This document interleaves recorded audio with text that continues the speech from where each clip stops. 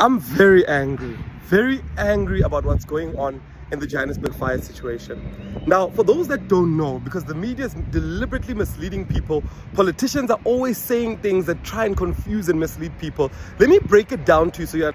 Now, there's over 100 buildings that they claim is hijacked. Let me explain what that actually means in English. What that means is that they sit down, they register NGOs in their children's names, in their relatives' names, and they claim those buildings from the city of Joburg for themselves. So an NGO for gender-based violence, an NGO for Nyaupe children, an NGO, just they register random NGOs, and these NGOs get free buildings from government. What they then do is that they then hijack the buildings themselves and begin to collect rentals. So from these buildings, the same building we were at yesterday, the building that burned down, there were rentals being collected.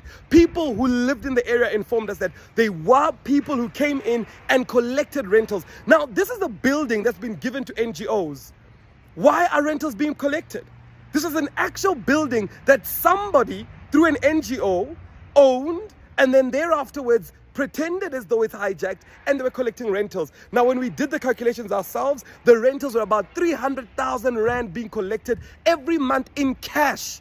Because these guys would send in people with guns to collect rent from people that lived in there. And there's over 100 buildings in Johannesburg where this happens. Now, the media is going to act like nothing's wrong. The people are saying, you know what, it's foreigners, etc., etc. We know that there's a syndicate working. We know that political parties in the city of Johannesburg are allocating buildings to themselves through NGOs, making profit. In one of the buildings, 5 million rand is collected in cash every single month.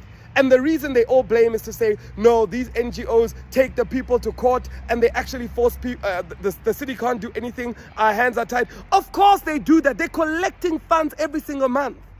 I don't understand why the media is not asking the people that are actually involved to find out what's going on. So there's a whole lot of corruption, and we need to open up our minds and actually see it for what it is.